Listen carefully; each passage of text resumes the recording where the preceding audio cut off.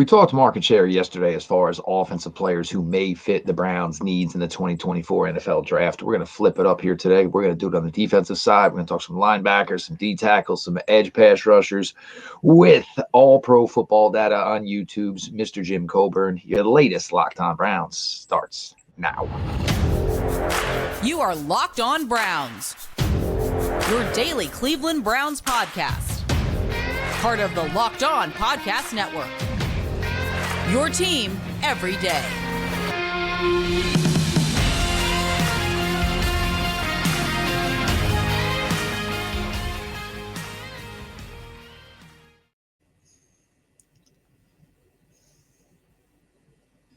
Welcome back, my friends, to the show that never ends, your daily delivery of all things Dog Pound, LGB on the LOB, the Locked On Browns podcast, brought to the Locked On Podcast Network, your team every day.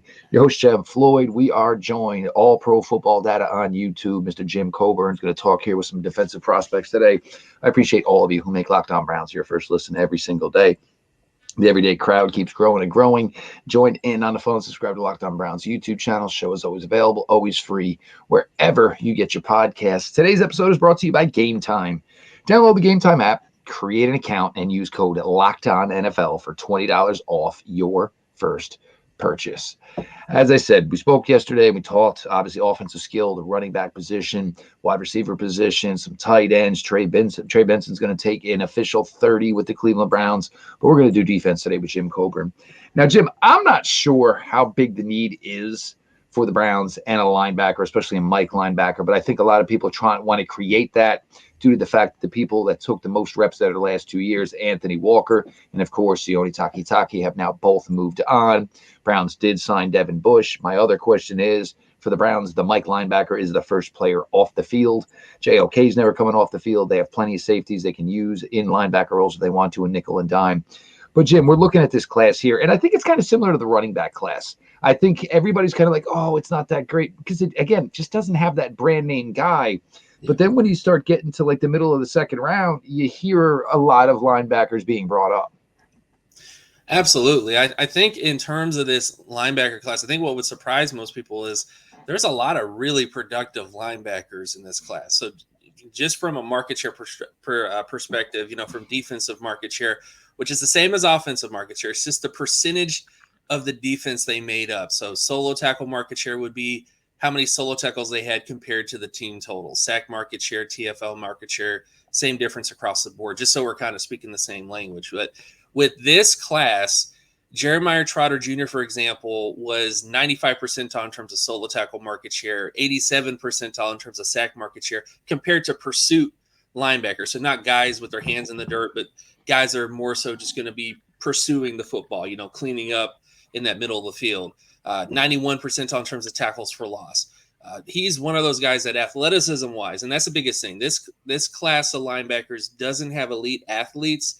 Probably the only elite athletes you could really be looking at would maybe be, Peyton Wilson from North Carolina State, probably Curtis Jacobs, but his production was a little iffy. So that's the issue with the class. It doesn't have that elite athlete. When you talk about a Ray Lewis, he had elite athleticism, plus he had elite production.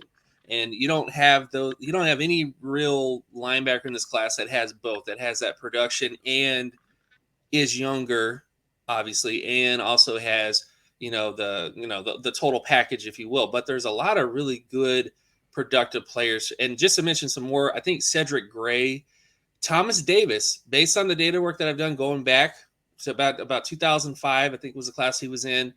He was very similar to him in terms of his athleticism traits and his production traits. And Cedric Gray has done, in terms of his interception market share at that position, 95 percentile in terms of, getting picks in the backfield, pass deflections, forced fumbles, everything you're looking at. He was amazing in terms of those data points for him.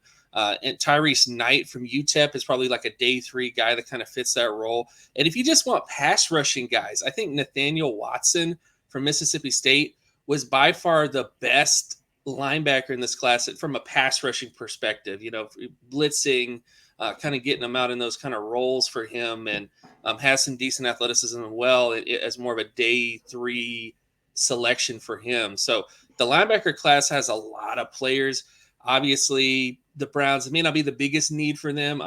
They just want to have a guy to bring in and kind of be that extra role player. But you can't go wrong with, any of those guys I mentioned. Cedric Gray, Jeremiah Trotter Jr., those they're not going to be elite, but they're going to be those guys that stick around 10 plus years, maybe have that type of career for them.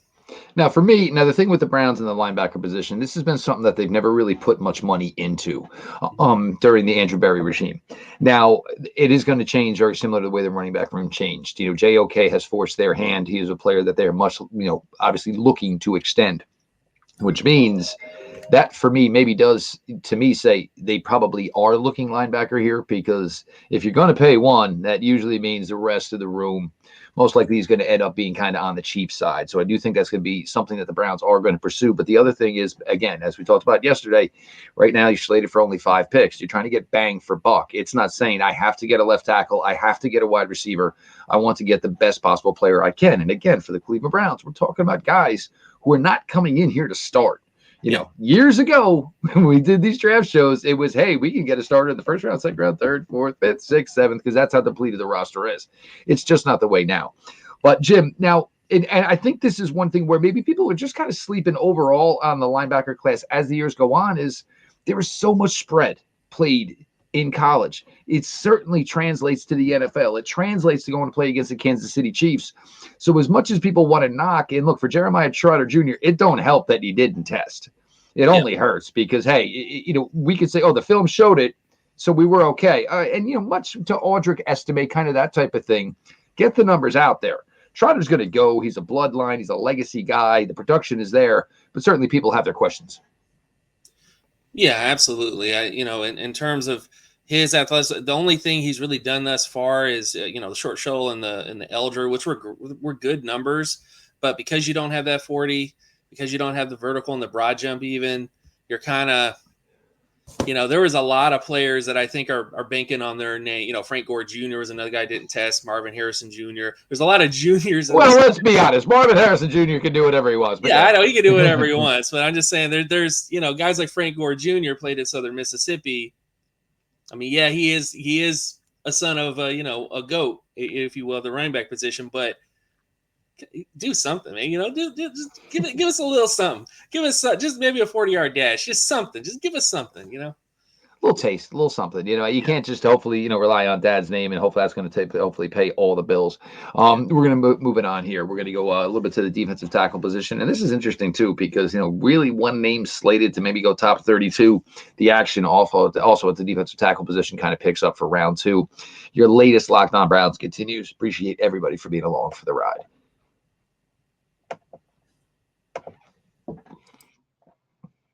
Did you know that even if you have a 401k for retirement, you can still have an IRA? Robinhood has the only IRA that gives you a 3% boost on every dollar you contribute when you subscribe to Robinhood Gold. But get this, now through April 30th, Robinhood is even boasting every single dollar you transfer in from other retirement accounts with a 3% match. That's right, no cap on the 3% match. Robinhood Gold gets you the most for your retirement thanks to their IRA with a 3% match. This offer is good through April 30th. Get started at Robinhood.com/boost. Subscription fees apply. And now for some legal info. Investing involves risk, including loss. Limitations apply to IRAs and 401ks. 3% match requires Robinhood Gold for 1 year from the date of first 3% match. Must keep Robinhood IRA for 5 years. The 3% match on transfers is subject to specific terms and conditions. Robinhood IRA available to U.S. customers in good standing. Robinhood Financial LLC, member SIPC, is a registered broker-dealer.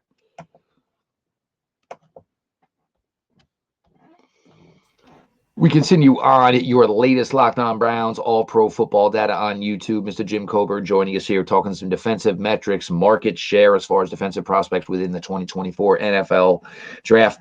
Now, Jim, this is one here, the defensive tackle position. Look, the Browns, Dalvin Thomas will be going into year 2 with this franchise. Shelby Harris worked out well. You brought him back. Maurice Hurst Jr. worked out well. You brought him back. You brought in, obviously, Jefferson, pass rushing specialist for the New York Jets, 6 sacks last season. You have Siaki Ika, whose place I am not certain whether or not it is secure. But there's not a lot of future to this room. Dalvin Tomlinson, maybe the way the contract works, this could be the last year there.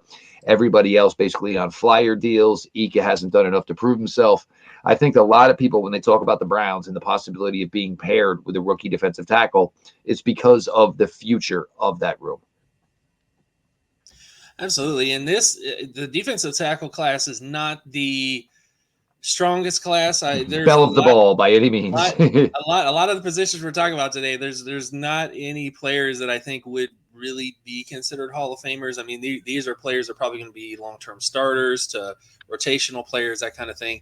But the Browns do have a decent spot in that day 2 area.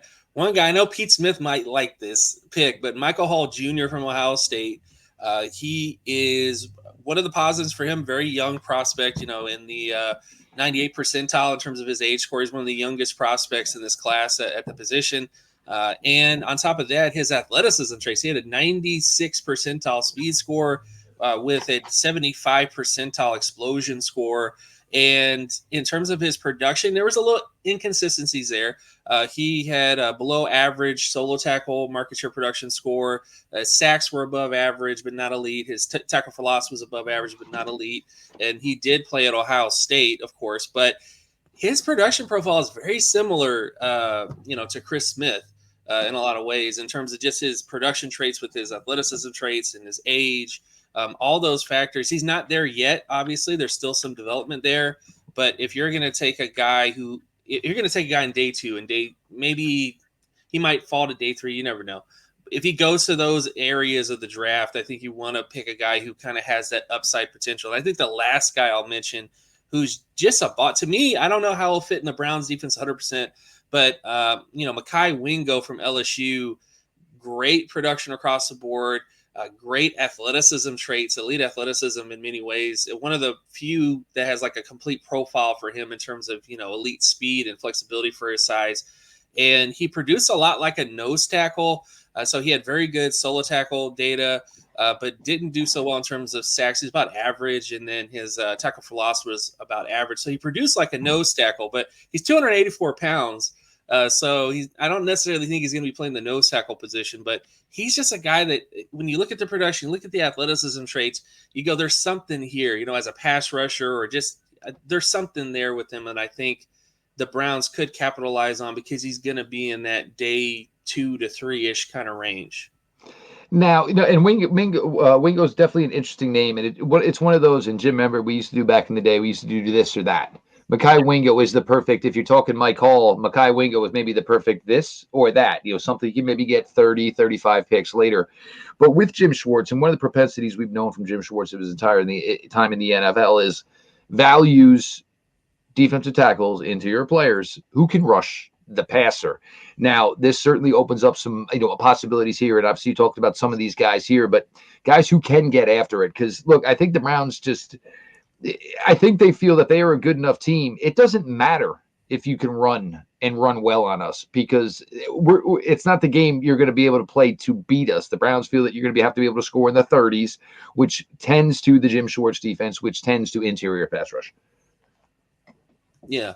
And, the best, honestly, I don't know if he's going to be there, though. That's the thing. But Braden Fisk from Florida State has the most difficult evaluation in this because the thing is, he's got to go from day 1. Yeah. He's got to be one of your top 3 defensive tackles from day 1. So very, very interesting, obviously with Fisk, and his age. Yeah, and the age is definitely a concern, but that's like a lot of this class. You kind of have to pick your battles a little bit. Either you're gonna stand on the production with the athleticism traits, or you're gonna take younger players who haven't exactly developed as athletes too. You kind of have to pick your poison there. But he's one of those players that I don't know how the NFL is really going to view him. Again, a lot of people have him pegged in day 2. He might go in day 1, but I think if you're just looking for that pass rusher in terms of that lower area of the draft, like day 2 kind of range, he would be one of the guys you'd be looking for in, at that position there for them. Most definitely, because he has the athleticism traits plus the production. The age is a concern, but there's just so much upside with him. There's a lot of guys like this in this class in terms of that knock on him is age. So you kind of have to just take that and hopefully it works out long term. I think the thing with Fisk is you probably have to be a team who was a playoff team last year, Yeah. or you think you're definitely a playoff team this year because you say, you know what, I don't care about a second contract. I need to get myself to the championship game, to the Super Bowl. And, I understand, this is, defies what we do. He's 3 years older than ideally we would like him to be. But Yeah. you want to know what? He is playing. He is part of, the first or second team defense right out the gate, right out the box. So certainly interesting from that. Jim, anybody raw day 3-ish where maybe there's some potential to develop given the opportunity?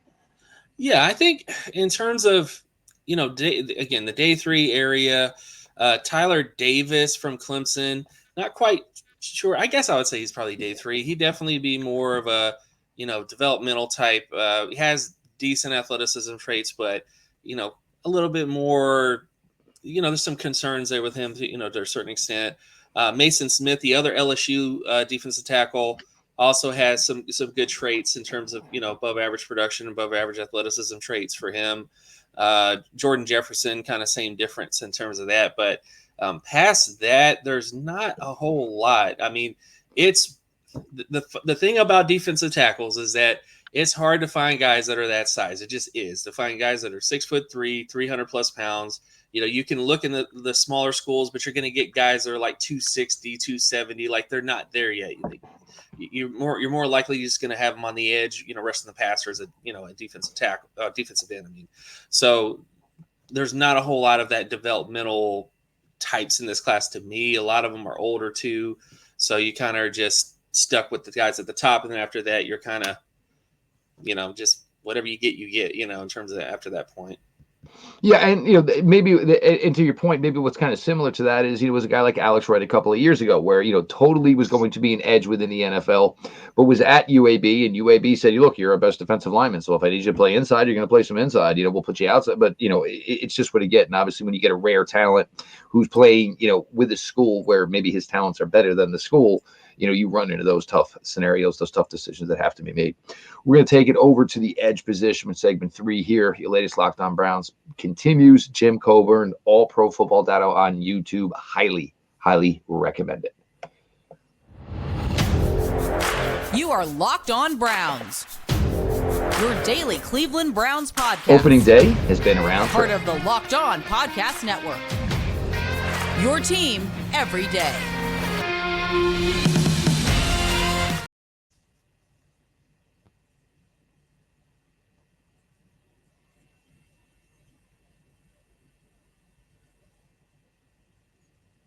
Time is now an authorized ticket marketplace for Major League Baseball, which makes getting tickets even faster and easier. Prices on Game Time app actually go down the closer it gets to first pitch. I'm not lying, guys. I've done this with concerts. You can get in after the opening act with Game Time and get a great deal. Killer last-minute deals, all-in prices, views from your seat, and their lowest price guaranteed. Game Time takes the guesswork out of buying Major League Baseball tickets. They have last-minute tickets. They have flash deals. They have zone deals. They have views from your seat. So before you purchase, you know exactly what you're getting. The lowest price guarantee, event cancellation protection. Hey, Game Time even has job loss protection. With zone deals, you save even more when you choose a section and let Game Time choose the seats. Seat views, again, get a panoramic view from your seat in the app before you buy. You have Game Time ticket coverage. Your purchase is covered with the most flexible customer service policy in the ticketing industry. Take the guesswork out of buying tickets with Game Time. Download the Game Time app, create an account, and use code LOCKEDONNFL for $20 off your first purchase. Terms apply. Again, create an account, redeem code LOCKEDONNFL for $20 off. Download the Game Time app today. Last minute tickets, lowest price, guaranteed. Passion, drive, and patience. The formula for winning championships is also what keeps your ride or die alive. eBay Motors has everything you need to maintain your vehicle and level it up to peak performance. Superchargers, roof racks, exhaust kits, LED headlights, and more. Whether you're into speed, power, or style, eBay Motors has you covered. With over 122 million parts for your number one ride or die, you'll always find exactly what you're looking for. And with eBay Guaranteed Fit, your part is guaranteed to fit your ride every time or your money back. Because with eBay Motors, you're burning rubber, not cash. With all the parts you need at the prices you want, it's easy to make your car the MVP and bring home huge wins. Keep your ride or die alive at ebaymotors.com. Eligible items only. Exclusions apply. eBay Guaranteed Fit, only available to U.S. customers.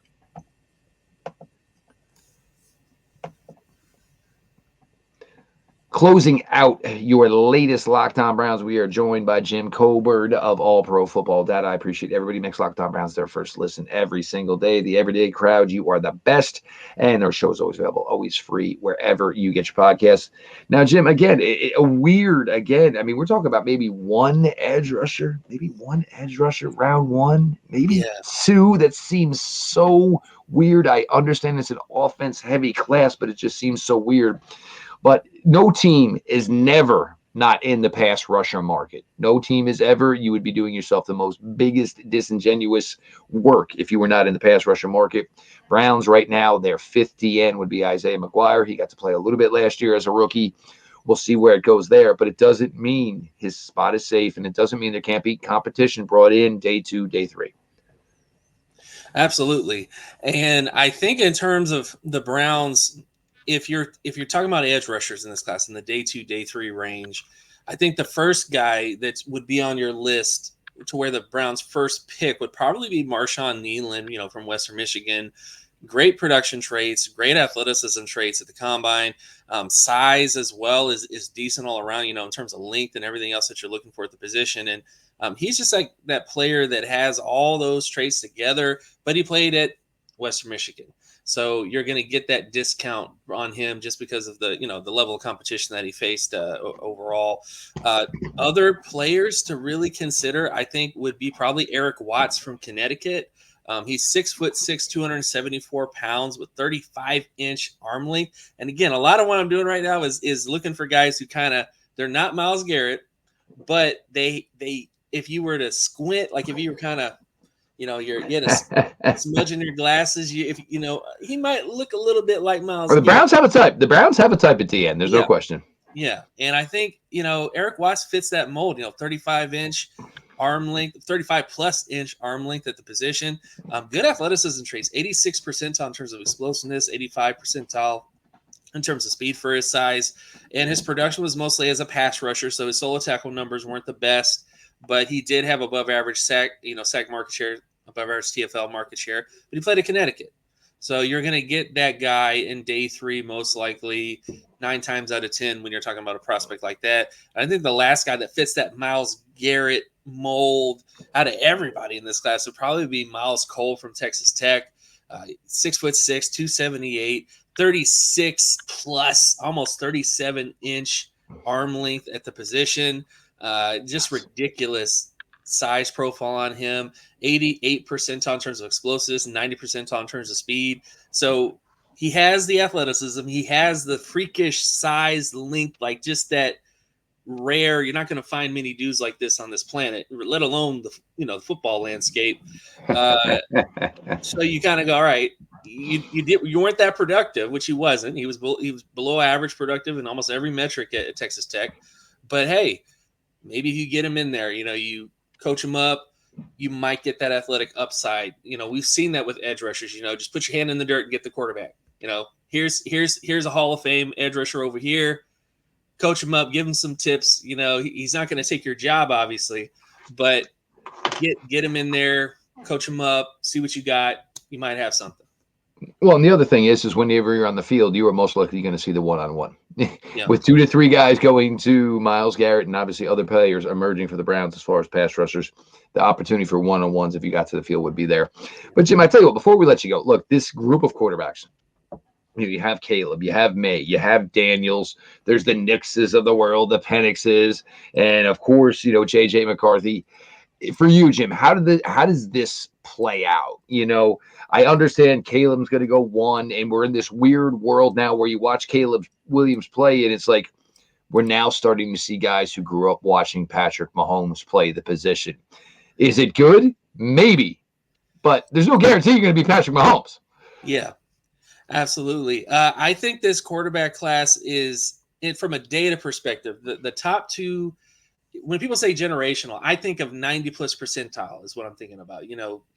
90-plus percentile type quarterback prospects. Number 1 is J.J. McCarthy, and a lot of that is because of his age. The biggest thing that boosts him up is because of his TD percentage, his completion percentage, and his age. Doesn't hurt he played for an NFL coach either. Exactly. But when you look at the run-to-pass ratio, though, you're talking about a guy who was 20 percentile in terms of the run to pass, how much he passed the football versus, the rushing offense. And the players that you see in that list are guys like Cam Newton. I don't know about you, but he's not Cam Newton. He's not, Marcus Mariota is kind of in that area. Alex Smith is another player in that kind of range of a prospect. Aaron Rodgers was, but there was one season at Cal where Aaron Rodgers was about 50% in terms of run to pass ratio there. So there's a concern there. I don't think he has the same issues as, a lot of people have been comparing him to, the BYU quarterback from a couple years ago. A lot of people are like, he's like Zach Wilson. That's not really the case in terms of his data. So he's all upside. You're taking a guy that in the future he might be something special. He isn't that yet, but he has all the positive indicators that he might be something good. Caleb Williams, on the other hand, is with those classic guys like Steve Young, Drew Brees, Patrick Mahomes is kind of in that area as well. The players that have that good mobile quarterback scores in terms of their ability to kind of make plays with their legs, but also have that great passing efficiency, the great touchdown interception ratio stuff for him. There's all the talk about off the field stuff, but based on the stuff that I do, it's them, and then there's everybody else. Jaden Daniels is more in the Cordell Stewart range as a prospect in terms of his ability. Bo Nix is a little in that area as well, in terms of kind of players that are more so starters and like Hall of Fame players. Also very old in terms of his data. Spencer Rattler. There's a lot of that's the thing. There's a lot of really good quarterbacks in this class, but they might not be what you think they're going to be. I think there's only two really special quarterback prospects in J.J. McCarthy and Caleb Williams, and then everybody else has that potential to be a starter. I think Michael Penix Jr., Spencer Rattler, Bo Nix, Jaden Daniels, all those guys, even Drake May, I think all have the potential to be a long-term starting quarterback, be a face of a franchise type. But to be like a special type, like somebody who's going to be a Patrick Mahomes or Drew Brees or Steve Young, or like somebody who's going to end up with a jacket, it's J.J. McCarthy and then Caleb Williams, to me, based on the data set that I do. But here's also the interesting. It's again, quarterback. It's all about fit. I mean, you want to be the quarterback of the Patriots after the Bill Belichick area. I mean, some of this is just so really, really tough for some of these guys. And look, the leash is not nearly as long as it used to be. And you just go back 2 years ago and see where these quarterbacks that were drafted that year and what's going on with them now. So it's certainly gonna be crazy as far as the quarterbacks are concerned. But we do appreciate Jim. Obviously, we had Jim on for the offensive side yesterday. We were able to do the defensive side today. I highly recommend All Pro Football Data. Look, Jim will give you a little bit of his opinion, but a lot of it is it's just straight. It's numbers. When you go get your taxes done, you go to your insurance people, you go to your mortgage. Here's what it is. This is the way it breaks down. This is what it is. This is what I can get you. And it's just straight factual information, data. And if you're a Cleveland Brown fan, you probably, if you're not onto it by now, you really should be, because that's a lot of what goes on. Make sure you're following at Jim Metrics, of course, on Twitter, and make sure, of course, All Pro Football Data on YouTube. Appreciate Jim for his time. I am your host, Jeff Lloyd. Appreciate you all for making Locked On Browns your first listen every single day. The everyday crowd, you're a bunch of filthy animals, but you're my filthy animals. Join the filthy animals. Subscribe to Locked On Browns YouTube channel. Show is always available, always free wherever you get your podcasts. This has been your daily delivery of all things Dog Pound. LGB on the LOB. Let's go Browns.